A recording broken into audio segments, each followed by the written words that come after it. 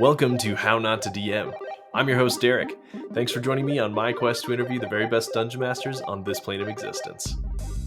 Grant Howitt is a game designer at Rowan, Rook, and Decard. You've probably heard of at least two of his games, Heist and Goblin Quest, both one-page RPGs that have spread like wildfire across the TTRPG world.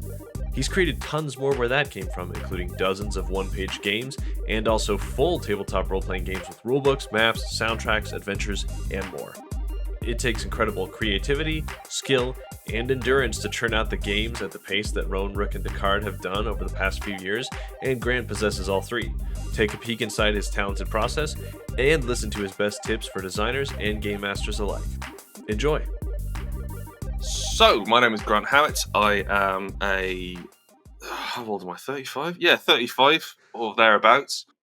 A year-old game designer. I live and work in London at the moment. And I do this full-time for enough money to pay the mortgage, which is lovely.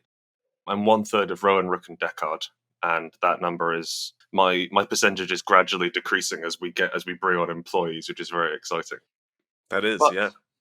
my first ever time experiencing tabletop role playing was at there's an event in the UK called Games Day, which I'm not sure whether it runs anymore. Actually, I don't think it does. But the Games Workshop used to run a sort of yearly expo for their own products, and Right. so back in the year 2000, 22 years ago, I was getting ready to go on a bus to Manchester or Birmingham to go to see Games Day, and we were sleeping in little sleeping bags above Games Workshop Carlisle, which is in the north of England.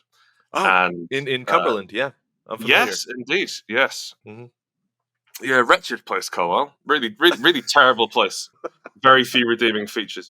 I lived there for a while. Anyway, I was there. We were sleeping over above the Games Workshop, and some older boys, were playing this mysterious thing. Because I'd only ever really seen Warhammer before, and these guys were playing what I now understand to be a very badly GM'd game of Sabat, which is a vampire game. And it was absolutely daft, just like, oh, I'm gonna cut a grandma in half with a chainsaw. Woo!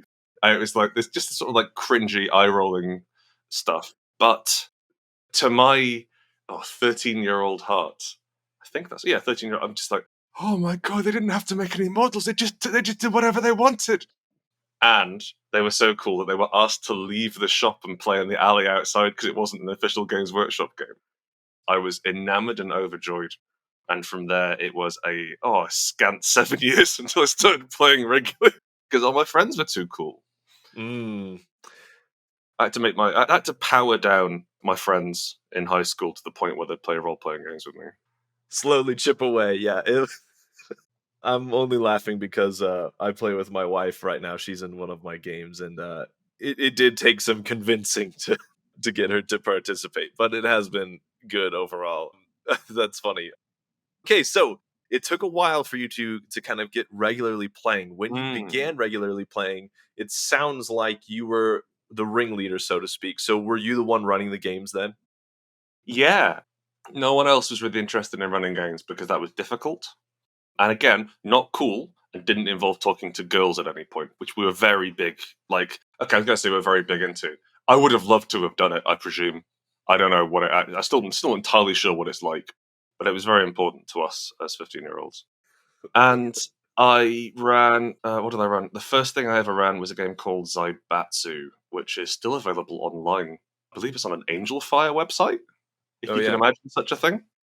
And it's a very basic 2d6 system, and I played on that and got everything wrong. And then I think the bit where I realized that this was what I was actually interested in role-playing games was about halfway through the first session, where I was like, don't like these rules, I'm adding some more.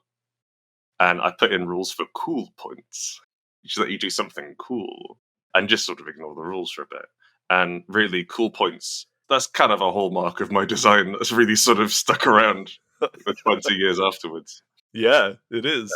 We played that. I did manage to get a regular game going on at school in lunch breaks, which was a hacked version of Zaibatsu, the game which I referenced earlier, where we all played ourselves, and evil bad guys were running into the school to try and do some evil business. So there was also just like a madcap shooting, running, jumping game, which was really, really silly and fun. We had like 11 players, and they'd come in and drop out. People, I want a character. And she did that, so that was fun. And so that was my it was fun, but it was never really the main thing I did until I got to university. And then when I got to university, I joined the Game Society. I went to UEA, which is in Norwich in the UK. And really, that was where I found a bunch of other people who were as nerdy as I am and desperate for someone to lead them. You found your people, yeah.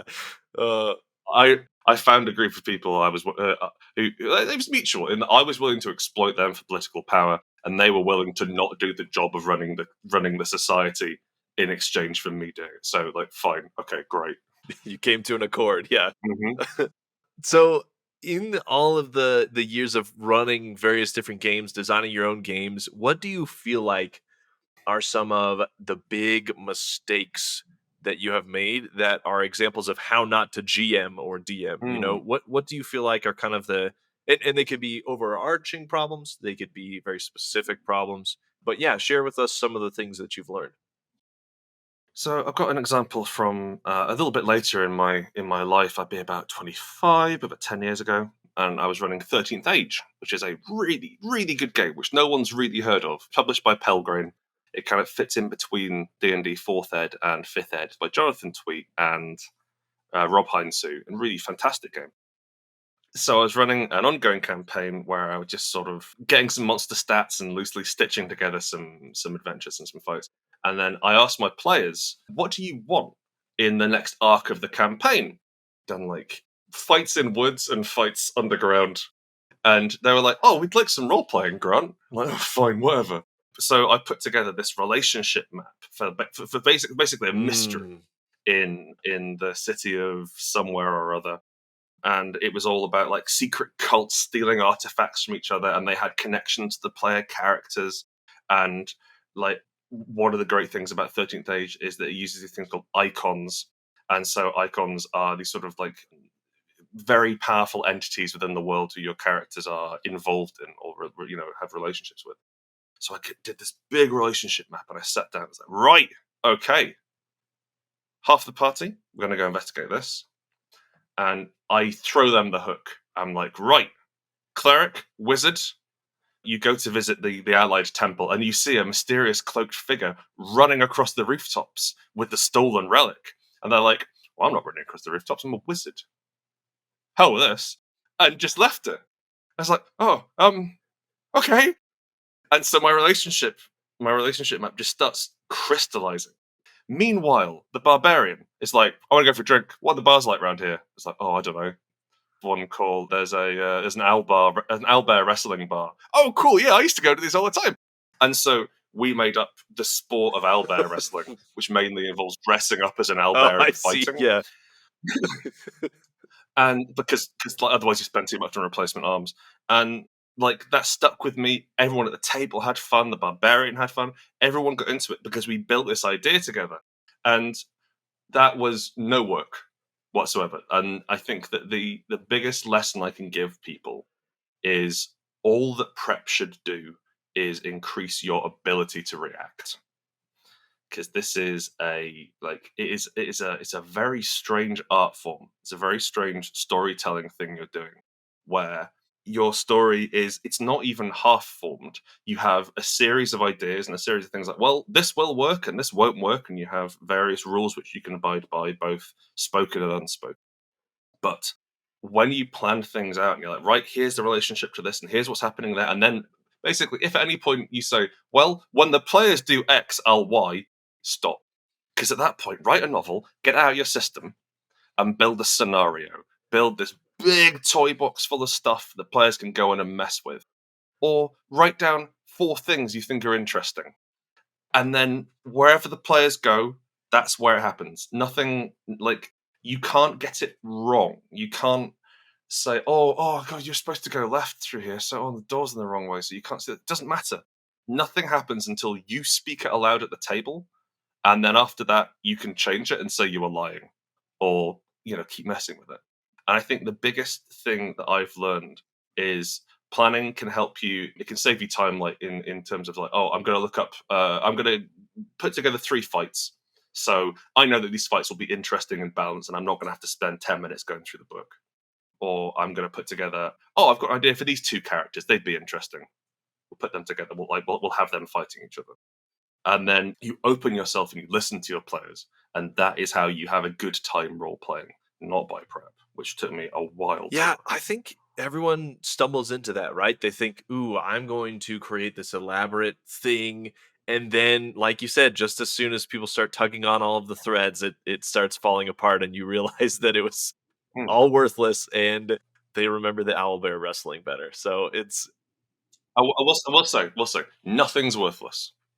I want to reiterate that. Like, there's a principle I have for game design, which is a lot of like really established kitchens have a mother of yeast in them, which is an open pot of yeast which they use to bake bread, like sourdough bread. And everything that's cooked in the kitchen, no matter what happens to it, those air particles go up and they land in the yeast. So even if you completely burn a meal and have to throw it away, well, it's still yeast.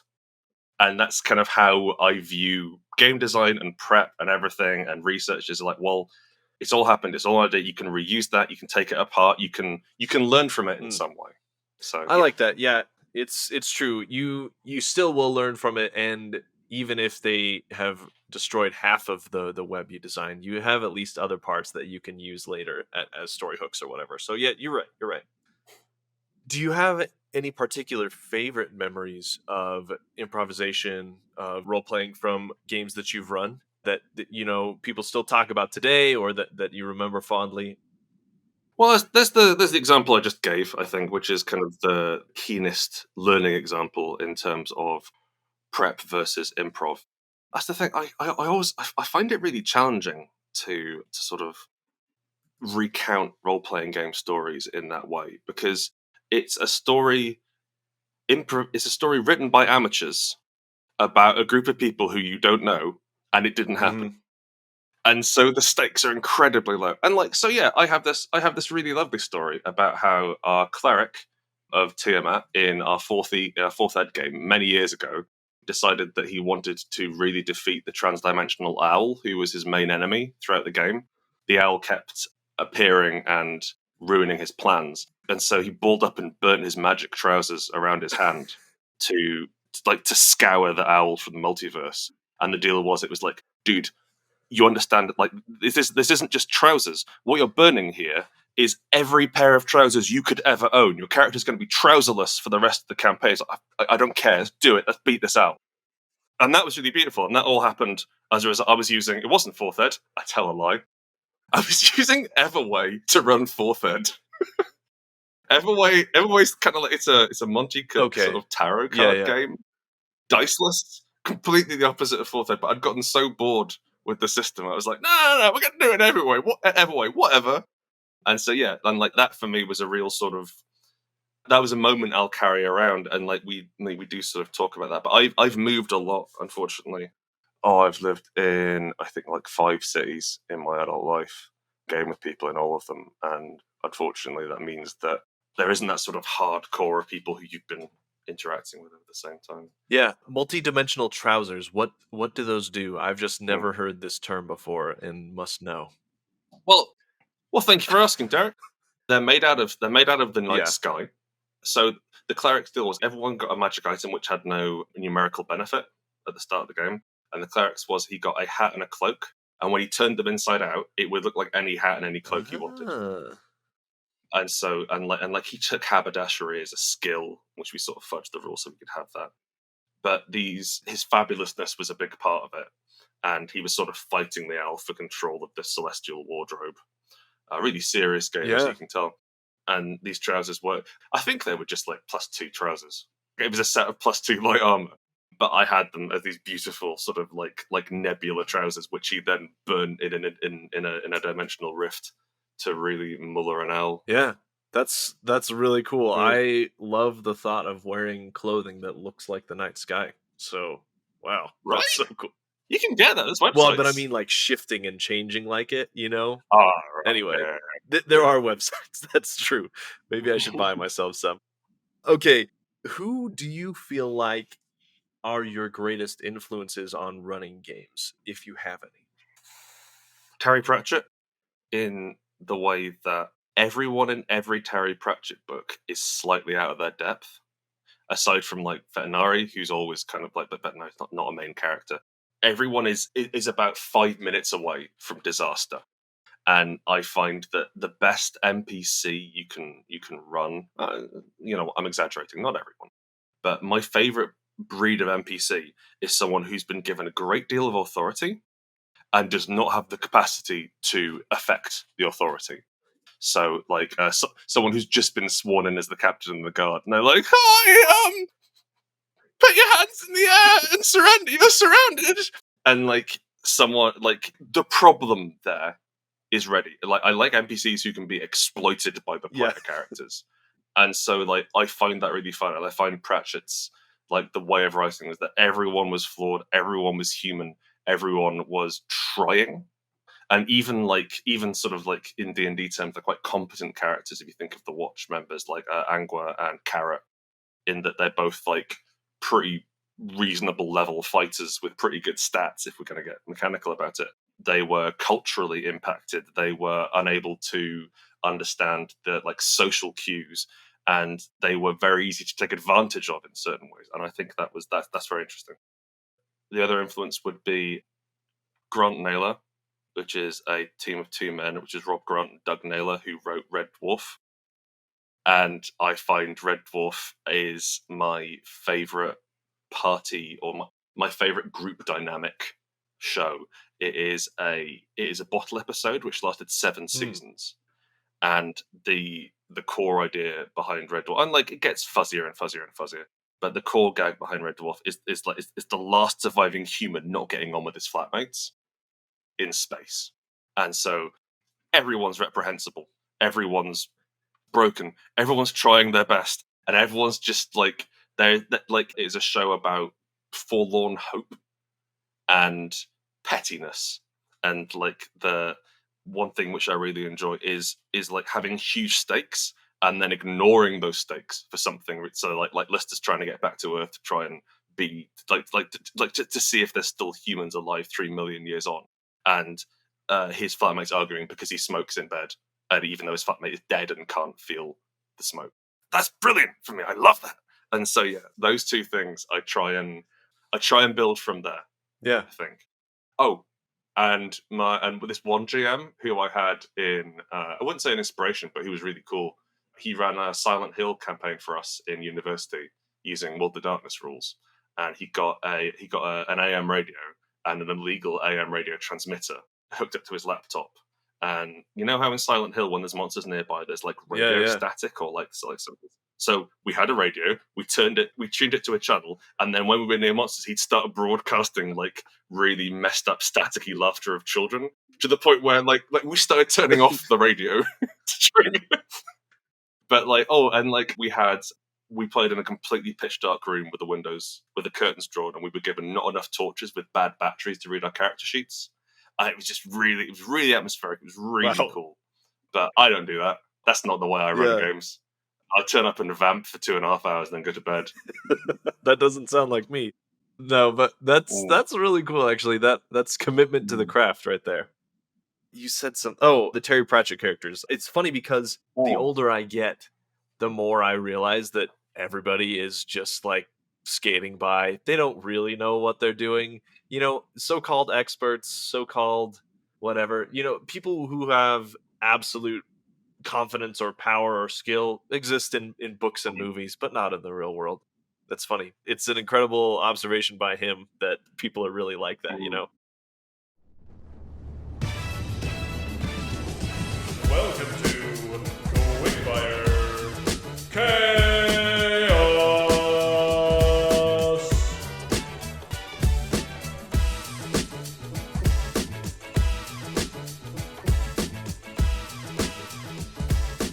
All right, so just tell me when to stop. Stop. Oh, okay. The theme is addiction. The setting is ancient Rome. if you don't like it, we can always do another Well, one. But we can work it out. We can work it out. it's Okay, interesting. Yeah. Now the character goal. If you would roll that D10. I got a 5. Okay, become a leader. All right, I've got something roughly around this. So, like the idea of ancient Rome, when we think of ancient Rome, I like the idea of sort of politicking and internecine conflict between houses and sort of like performing for the favor of the emperor. So let's say there's this sort of foppish, useless emperor, and you play the Senate who are trying to operate around. Now, Yeah. you're trying to become a leader, and we have the theme of addiction. One of my favorite things to do is to confuse magic and drugs. So we are going to be we're looking at Solomon-style demons, so like King Solomon grade demons, which are granting power to you and your followers. You'd either play individual members of the Senate who are competing against each other, and we'd probably take it to a diceless place and have that as more kind of a microscope back and forth. Oh, who are you going to ally with? Blah, blah, blah. Or we go Blades in the Dark style, and you're playing this one brand new senator and his 3 occultist friends who are trying to make their way. Oh. So you got one face, and then the 3 friends are kind of the influences or the ones that do the dirty work behind the scenes. Yeah, and I think that could be fun. Like, especially if we have the sort of demonic pact thing, or like this, we have the idea of signing a contract, which is more powerful than the simple law. The idea that, right, you've divided this senatorship between the 4 of you. This guy is the face, but we are all equally responsible, and we are all going to benefit from this. And we've sold our souls to whoever we want. And I think you've got something interesting there as well, combining. If we're going ancient Rome, then we can go with the stolen Greek gods rather than Christianity, and then have the stolen Greek gods versus paint the Ars Goetia as insidious and infectious and simply more powerful and more prevalent, to have these demons who can grant you absolute power. And you'd play until, I imagine the culmination would be some sort of, we have one scene per season, and then it'd be the Grand Summer Games, and you get to have some sort of ancient Roman brutality. There you go. Yeah. There you go. That's a game. Yeah, I was thinking you would play like rounds where you'd all meet as the senators, and you could, like, I don't know if you do cards or dice or something to determine whether or not the things you're trying to go get done based on your interactions, and then you've got to come back and keep planning. But yeah, I love that. That's that's great. I've never thought about doing like an ancient political game, but I can't stand historical games. Yeah, because you can get it wrong, and then people come at you. Or I played in a Vampire the Dark Ages game many moons ago. When I was living in Australia, I played in the Vampire the Dark Ages game, and we had I think I was playing a German guy, and a couple of other players were playing like 2 brother French dukes, and they were like, around that time there was a strong contingent of Jewish people in France, and they were walking up to the GM and going, "Oh, bonjour, we are the French vampires." And one of the other players was like, they didn't sound like that. It doesn't matter. They probably didn't speak with a strong Australian accent either. And like that sort of thing. And the thing with an established setting, I remember like this, while we're talking about Discworld, I tried to run a Discworld campaign. I tried to run a Discworld game. And I was like, cool, okay, so you go from here to here. And one of the players was like, no, it's not that far. And it's just like, as a GM, you have to have this really wobbly, nebulous world which you can mess with as much as you like, which is why Spire has, I think, 3 different canons. Yeah, it's true. That's funny though. I've never played a historical game either, but I could see why you would get those insufferable people who just would not be fun to play with. Okay, so we've talked about how you got into games. You mentioned Rowan, Rook, and Decard a little bit. So tell us, how did you get into designing games, and do you remember the first game you built? The first game I built was the game I mentioned earlier, actually, the one I used to play at lunchtime with my friends. It was called Uncle Grant's Comedy Role-Playing Game. It was the first game, because I used to try and distance myself from my peers and as you referred to myself as Uncle Grant. It was very straightforward. It was a terrible game, and it had an obsession with marijuana, because I was like, that was the cool thing to do at my school. And so while I think I'd maybe smoked weed like twice, there's at least 3 pages devoted to it in this 18-page document. But I think the first thing which I did, which I consider grown-up game design, or like something which I'm proud of, is a game called Zombie LARP. It was with Chris Taylor, who is my co-author on Spire and Heart, and he's another third of Rowan, Rook and Decard. He's the Decard part. Part of the reason I said earlier that like I found a group of nerds like me ready to be led. Part of the reason why I was so keen to get into power on the Game Society and then also manipulate events, so Chris got into be games officer and scheduling officer for the Game Society, because we wanted to take over a sports hall overnight at a university. So we could fill it full of the undead. And like this was just right about the time. So this would be 2007, I think, 2006. And so Nerf had just discovered how to make Nerf guns cool. They had the Maverick, which is a 6-shot revolver, and like massive and outdated and inaccurate, and it jams now. You know, they've got these things that fire basically paintballs without painting them, but whatever. These things were the absolute nuts when they came out. They were amazing. And so we were like, well, we've got to have a game about these. We got to do something. And so we would get drunk and run about in our halls of residence, pretending to be zombies and shooting each other. And we were like, well, why don't we codify this and charge people £2 a head to play it? And so, like, the very first thing which I was part of and proud of and excited to be part of was Zombie LARP. And I'd played one evening of a World of Darkness live game and got very, very bored. And Chris had played half a morning of a traditional, like, buffer LARP, I guess you'd call it in America, which is like running around in a field hitting each other with pretend sticks. Yeah, I think we would just call it straight up LARP, but like the foam weapons kind of thing. Yeah. Like I think like in like buffer LARP has much more in the way of like, oh, it just looks like a big red piece of foam, we're gonna hit each other. The weapons looked more authentic here, but it was very much about running around outside and pretending to have fights, which is fun. Anyway, Chris did half a morning of that. He got tremendously bored and we're like, yeah, we can do it. And with the confidence of 2 22-year-old white men, we just sort of rocked up and penned this system, which had an average character lifespan of 7 minutes. And it was tremendous. It was tremendously good fun because it was really intense. And like you had like the resolution system was shoot the bullet at the zombie, and if the bullet hits it, it dies. And we trapped people in this building and chased them around. Like the game didn't start until midnight because, you know, we were young. And everything was very intense and exciting. And that was where I think I learned that we can take mechanics, we can take guidance to give players, and we can take a scenario to set it up, and then just see what happens. Like you build a machine which makes stories happen, and then let people run around and mess around in that machine.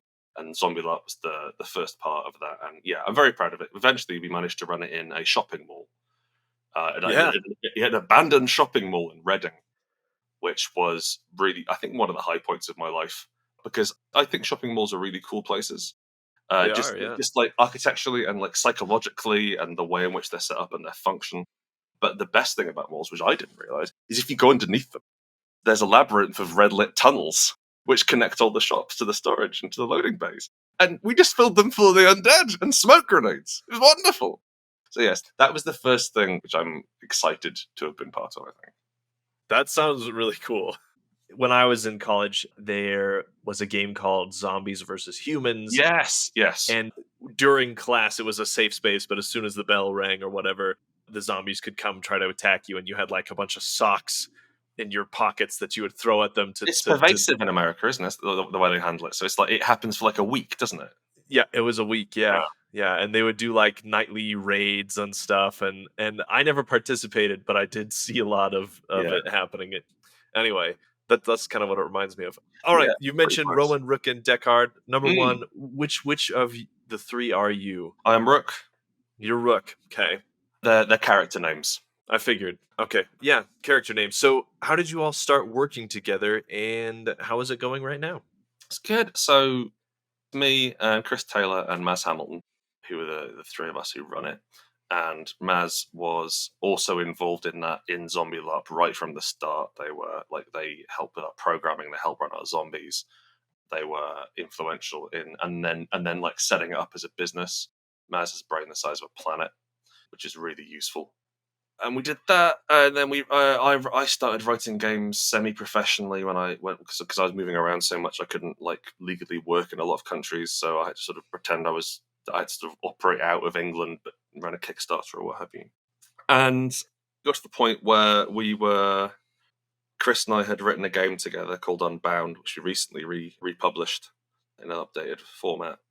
But we've written a game together, we'd published it on Kickstarter, it'd gone quite well, and we were like, actually, we can make a go of this. Actually, looking at the amount this has brought in, we're good enough at this and we can make it happen. And so again, mainly Maz, who oversaw a lot of this.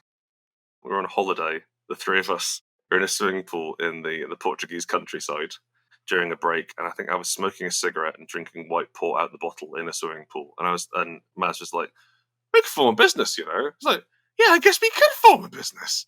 And that's how Rowan, Rook, and Decard sort of happened. We our first goal was to get enough money coming in every month that Chris could move out of his parents' place.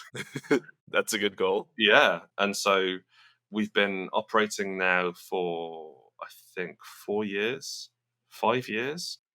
and really going from strength to strength. It's wonderful. We have, I get to write jokes about elves for a living. It's creatively fulfilling to have the opportunity to write all these silly one-page role-playing games, but also do something which is closer to groundbreaking stuff in around the field of role-playing games as art, around things like heart, and to write games about things, to write games that aren't about things, to collaborate with so many interesting artists and designers and writers. It's really a dream come true. So glad that we are earning money from doing it, and long may it continue. Yeah, that's amazing. So Tim Rowan, I had him on my show I suppose about a month or two ago. I was talking to him about having set something up with you, and he said, this is his quote, "Grant is madcap in the best possible way." So what do you think it is about your experiences and personality that make you such a good and creative designer of games? What is it about your personality that makes you so good? Well, thank you for asking. About my personality, I suffer from a keen social anxiety, and also I'm an introvert as well. So I mask it quite well, and I do like holding a crowd. I like sort of performing on a stage. I not had the chance to do that over the last couple of years, but Yeah. I realised that part of the reason, and this is a lot of therapy, has got me to this point. But part of the reason why I enjoy making role-playing games so much, and why I enjoy not necessarily running them, but writing them, is because I rely heavily on a list of internalized rules for socializing and sharing public spaces. So it is a nightmare for me to get on a bus, because I'm like, I'm standing in the wrong place.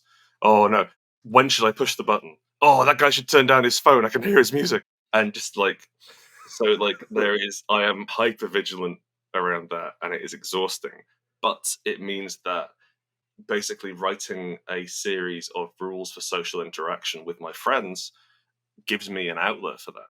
So there's that. I think also and again, personality wise, I try really hard not to care about anything, because I don't want to get hurt.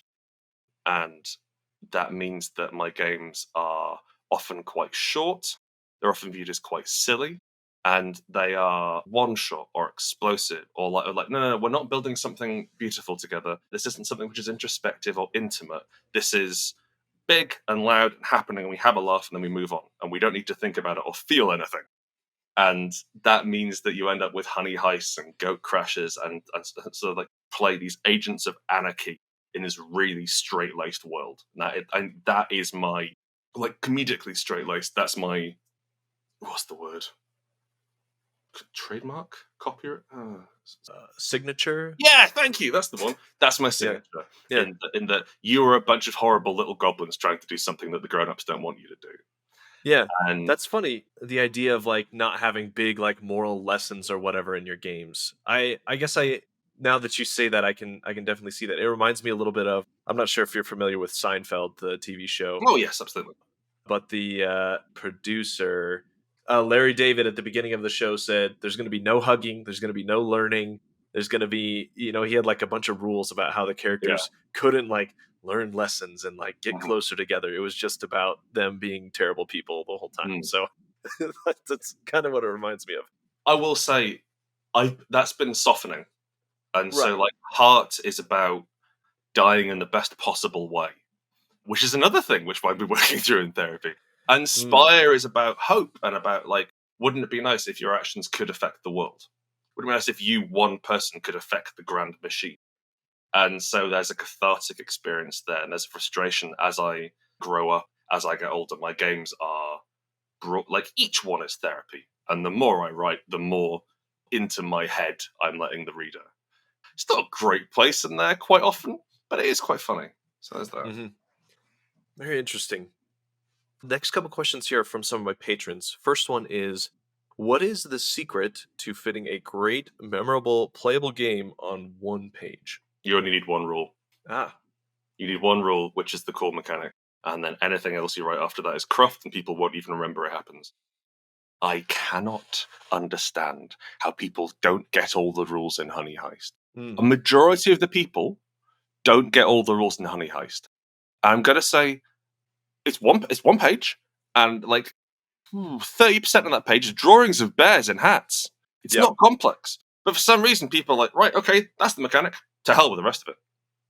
And so anything you put on a one-page game, especially if it's small and text-heavy, people might glance at it, but they won't remember it. So you get one mechanic which can do a lot of heavy lifting, and then rely on the GM. What you can use the sheet for is tables that play well together. So if you have a single D20 table, fine, whatever, and each player rolls on it once, it's not going to generate a lot of stories. But if you have 3 D6 tables, which each player's roll on, and which mesh together, or if you've got I've got an adjective and a noun to describe the scenario location. With those, you program in a wide variety of possibilities. And part of my job, which Joe Dragon actually was talking about this as well, getting lists right is really hard and very easy to do badly.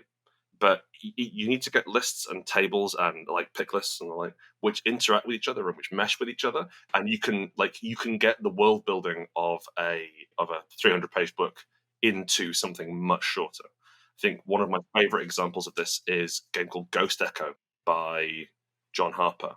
Definitely a forerunner to Blades in the Dark, forerunner to Ghost Lines, which was Blades in the Dark's kind of dad. But it's 2 pages. 1 page, just a list of cool words. And it communicates this fantastic, intriguing setting to the reader without anything getting in the way. And it's immediate, I want to know more. And the only way I can know more is by playing and deciding myself. And that's what you can do with a one-page game. Yeah. Having written one game thus far myself, I thought I was going to do a 1 page, and then it took 1 page to set the setting. So I will have to take that advice and see what I can do with it. Yeah. Okay. This is another patron question. Is there a game of yours that's less well-known that you think is deserving of more attention, or, that you love that people don't seem to latch on to as much? Absolutely. I've got 2.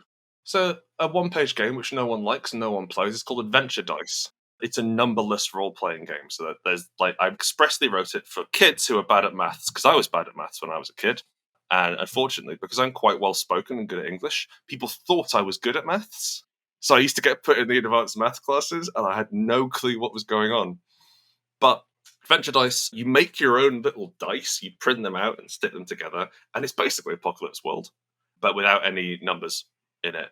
And it has fun custom dice. It's a really interesting and robust storytelling system for kids or for simple stories, and you can tack things onto it. And it's the least downloaded game on our website. No one's ever heard of it. And I think I've only seen it played once by a weirdly high-profile Spanish channel.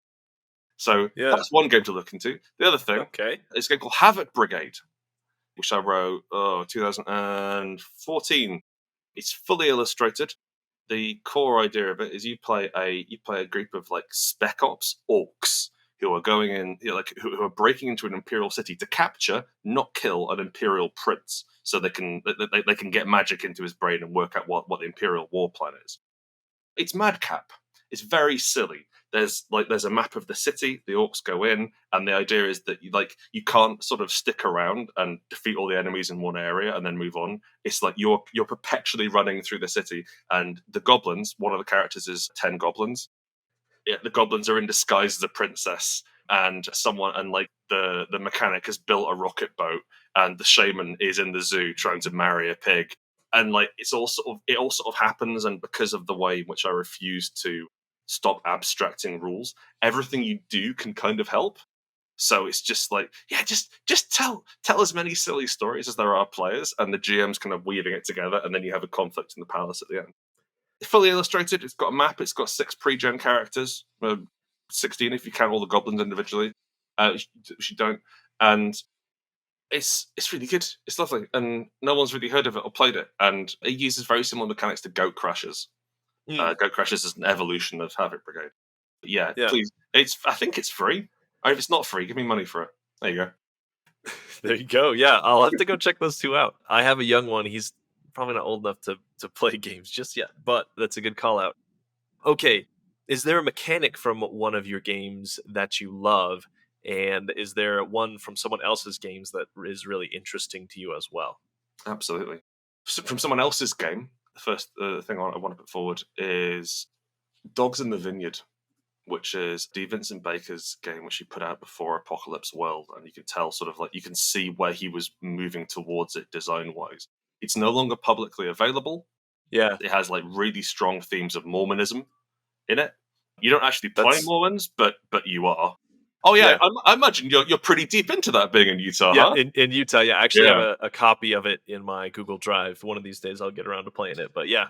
That's the thing, like parts of it seem a little bit sort of inexact now when you look at the experience of playing Apocalypse World and what that core system has moved on to. But it has the most beautiful way of handling escalation in a role-playing game. It works on poker rules. So like you put together matching dice, and if you don't have matching dice, then that's less good and you can take damage. So you roll like 2 pools of dice from 2 stats you put together, and that's your sort of basic innate ability. And you're like, cool. And also I have a really impressive coat. Let's say I'm going to try and convince this guy to stop beating his wife and leave town, which is kind of what the game's about, a lot of it. Your law keepers kind of thing. Yeah. Also, you're 16 years old, you're virgins, and this is your first time away from home, and you operate on Judge Dredd rules. Fascinating.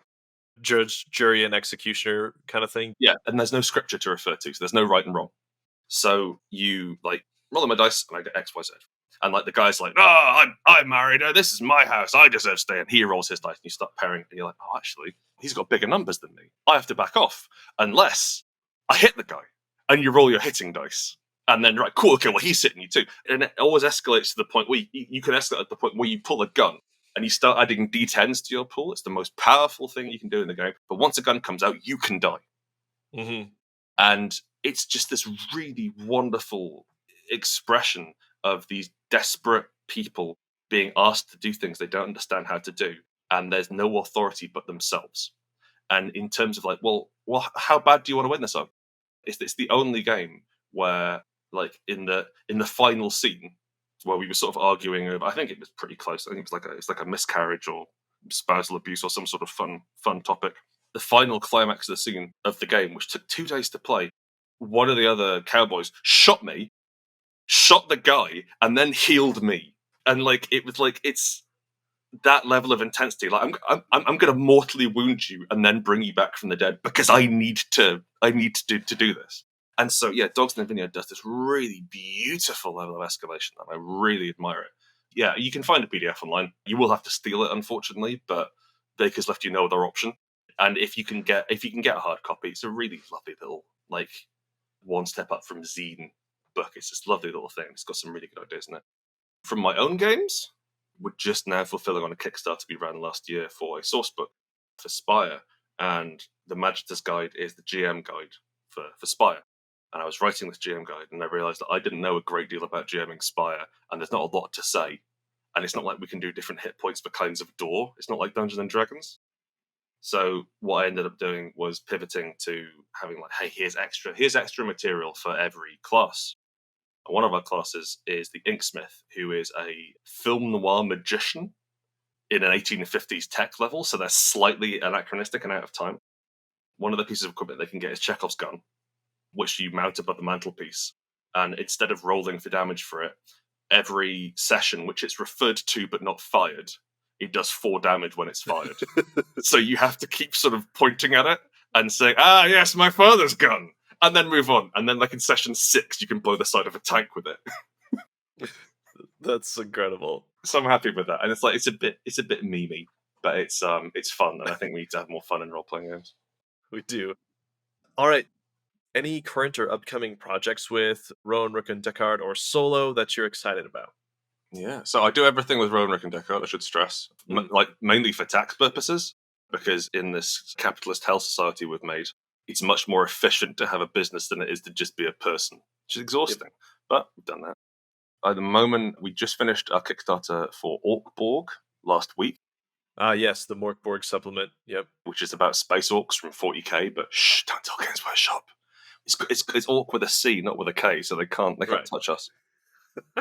We just finished that, which is tremendous fun, and I'm doing a dungeon based on Red Dwarf, actually, where a red space dwarf ship crashes into the side of the space hulk you're on and starts cutting it in half with its mining lasers, and so you have to try and stop that, which is fun.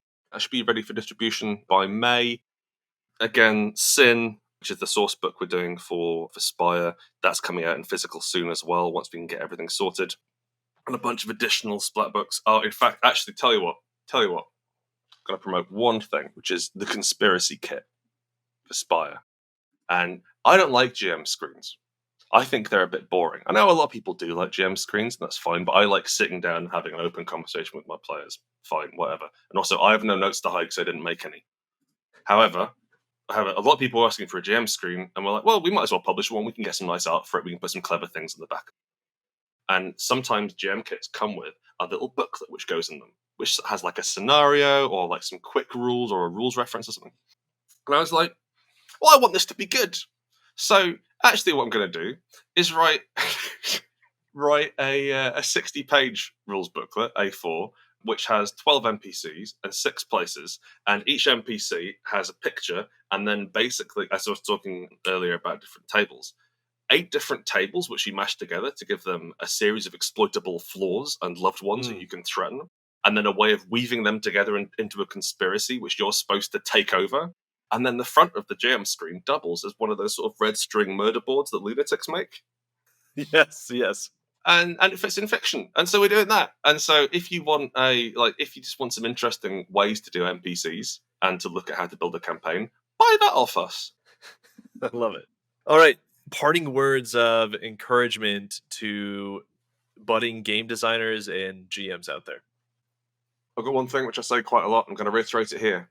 If it says aspiring game designer in your Twitter bio, take out aspiring once you've published a game. And it has never been easier to publish a game than it is now. There are so many avenues available to you. And it doesn't have to be popular. It doesn't even have to be good. Just say game designer, and then whatever. Because the only person who's benefiting from you putting aspiring game designer in there is your rivals and people who you don't want to be friends with anyway. You are a game designer. You design games. Go do it. Embrace that and have fun. I love it. Where can people find you and your work online? You go to RR&Dgames.com, which is the shorter and easier version of rowanrookanddeckard.com. You can see everything we've written together and all of our one-page games. I think we're up to about 65 one-page games now, and they're all pay what you want. And most of them are all right. We've got, all sorts on there. And if on Twitter, you can follow me at GS Howitt. That's GSHOWITT, which is mainly pictures of toy soldiers that I build, because that's what I do when I'm not writing role-playing games. I relax. I'm getting to scratch building, so I've been making my own soldiers out of putty and plastic card, which is very difficult and very rewarding. But also, I do previews on there. I tweet about all my new games. And once I lose this pandemic weight, we'll be back under the selfie regime, I'm sure. Nice. Well, thank you so much, Grant, for joining me. It's been a lot of fun talking to you about games, about designing, about all of your work. And I think a lot of people are gonna find value in it. So I really appreciate it. No worries. I'm glad I can help. Godspeed, future generation. Ad Astra.